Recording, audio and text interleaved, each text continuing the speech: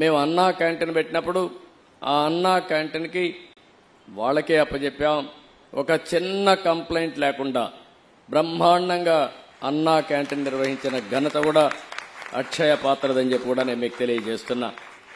203 కేంద్రాలు పెట్టాం. ఆ 203 కేంద్రాల ద్వారా పెద్ద ఎత్తున పెడితే ఈరోజు గడచిన ప్రభుత్వం అన్నా క్యాంటీన్ల పైన కక్ష కట్టి మూసేసే పరిస్థితికి వచ్చారు. మళ్లీ తొందరలోనే అన్నా క్యాంటీన్లు ప్రారంభిస్తామని చెప్పి మీ అందరికీ హామీ ఇస్తున్నా. దీనికి ఒక స్ఫూర్తి కూడా ఉంది.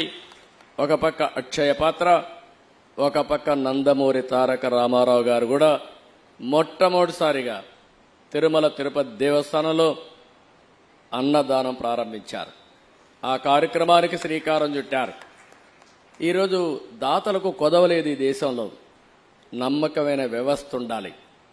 వెంకటేశ్వర స్వామి దేవాలయంలో అన్నదానాన్ని ప్రారంభిస్తే ఇప్పటికే 1000 కోట్లు 1200 కోట్ల రూపాయలు కార్పస్ ఫండ్ ఉంది. ఎవరైనా సరే బర్త్డే కానీ వాళ్ళ ఇంట్లో ఎవరైనా జన్మదినాన్ని సెలబ్రేట్ చేసుకుంటే ఒక రోజంతా కూడా డొనేట్ చేసే పరిస్థితికి వస్తున్నారు. అంటే అక్షయ పాత్ర కూడా మీరు ఒక్కసారి చూస్తే ఏ పని చేయాలన్నా ఒక నిర్ణయం చేస్తే ఆ నిర్ణయాన్ని బ్రహ్మాండంగా ఆమోదిస్తున్నారు. ఇప్పుడు 70-80 ప్లేసెస్లో వాళ్ళు మోడర్న్ ఎక్విప్మెంట్ పెట్టి ఆధునికమైన వసతులతో వంట సెంట్రలైజ్డ్ కిచెన్ పెట్టి బ్రహ్మాండంగా చేస్తున్నారని చెప్పి కూడా నేను మీకు తెలియజేస్తున్నా. ఇవన్నీ చూసినప్పుడు ఇక్కడ ఎంత మాట్లాడినా తక్కువ అవుతుంది.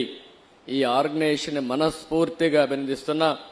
భగవంతుడు ఆశీస్సులు ఈ ఆర్గనైజేషన్కి మెండుగా ఉన్నాయి. ప్రజల నమ్మకాలు కూడా ఉన్నాయి.